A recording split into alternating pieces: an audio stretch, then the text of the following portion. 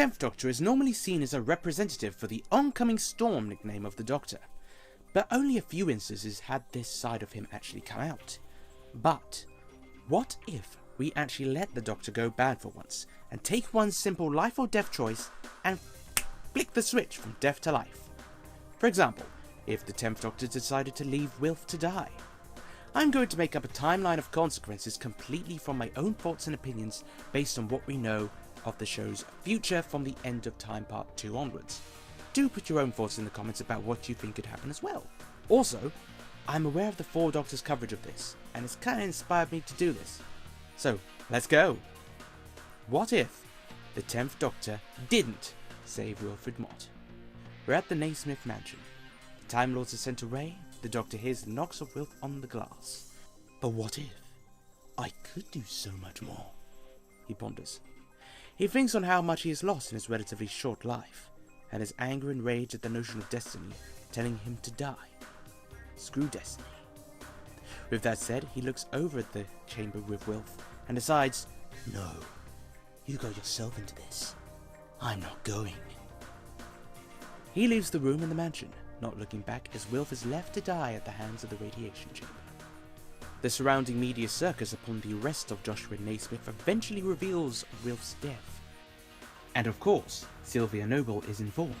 She is not only utterly devastated, but also horrendously angry, specifically at the Doctor, blaming him for her father's death. But with Donna's condition, of course, she can never tell her daughter the truth. She fakes a lie and tells her that he died of a heart attack, the only way around it.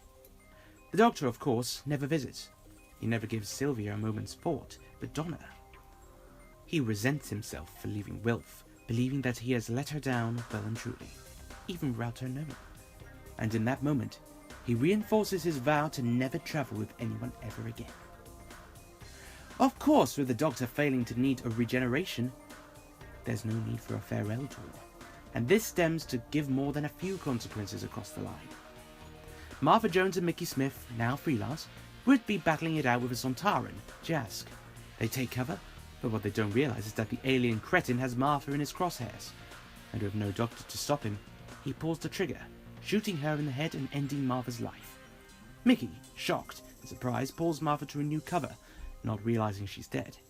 But when he does, he goes absolutely insane and wildly guns down the Sontaran, defeating it, but then mourns his fallen lover. Luke Smith also meets his fate, albeit in a grittier way, getting run over by a car while on his phone. Sarah Jane and friends are naturally distraught, especially after all. He had faced so many monstrous and alien threats with them, and they had been dealing with them successfully. But the thing that did him in was the man-made car. How human.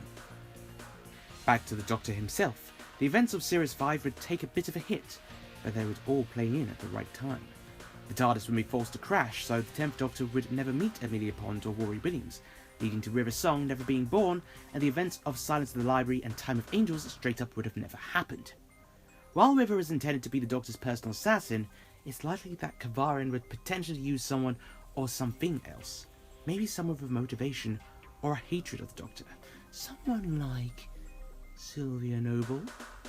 Okay, I'm only kidding, but that'd be a crazy way to tie off the Noble storyline, right? Anyway, the important thing through all of this is that the Doctor would be crucially and blissfully unaware of the cracks in time, and this would ultimately lead to his downfall before he can really get going and do more damage. The 11th hour is a bit of a quandary as it happened in 2008, but it's ideally possible that another Doctor, unit or Torchwood, all of which would be at their peak at this time, would have resolved the situation for the last moment for the Earth to continue. Whether Amy Pond would have survived this replacement future is unlikely. The Beast Below was a circumstantial adventure, but it was another morally defining one, and I'd like to think the Doctor would have still encountered it.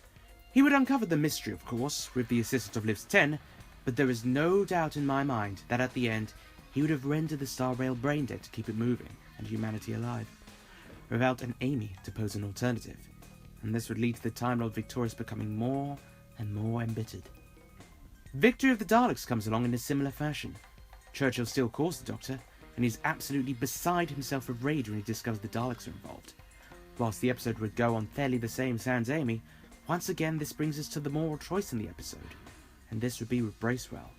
This rage-infused version of the Doctor would opt for dismantling and destroying Bracewell because it's Dalek technology and a bomb, and for costing him his next opportunity to defeat the Daleks once and for all. Once again, no Amy to trigger the human side of Bracewell, so the whole affair would be somber and weigh heavily on the Doctor. The thing that would change the most, however, the most defining thing of this all, would be in the Pandorica Opens. The circumstances surrounding the episode would be very different, but the conclusion would end up the same. With Stonehenge acting as a transmitter, the Doctor would have easily been lulled there by the plan of the Alliance, and he would be incredulously confused about everything as it progressed in front of him. Cracks? The universe being destroyed? He's the cause? It would all be ridiculous, but at the same time he would not be able to prevent the inevitable. The Doctor would be forced away by the Alliance, sealed into the Pandorica, and naturally unable to prevent the cataclysmic destruction of the TARDIS, which would result in the total event collapse, in which the entire universe would be wiped from existence. All because the Doctor didn't save Wilf. This is just a potential way for the timeline to go, hypothetically. The ultimate thing is that there's no way that any sequence of events coming forward from the Doctor making such a fatal choice and breaking his morals would ever be good. Best case, he becomes a tyrant. Worst case, the universe is destroyed. But after all, that's what you get from offing Bernard Crivens. Thanks a lot for watching, guys. This was an idea I had about 4 AM, so I thought I'd just try it out as a video. I was totally inspired by Marvel's announcement of their own What If series, and of course the Star Wars theories and everything, and I just thought, why not make a Doctor Who version? So do let me know if you like this, how you think certain timelines would go, and with this in mind, how you think that, how the universe would have turned out if the 10th Doctor did leave Wilf to die, or anything like that. Maybe if you like this, I'll make more. It's just a little bit of creative fun I thought I'd try out. So anyway, thanks for watching again, and see ya!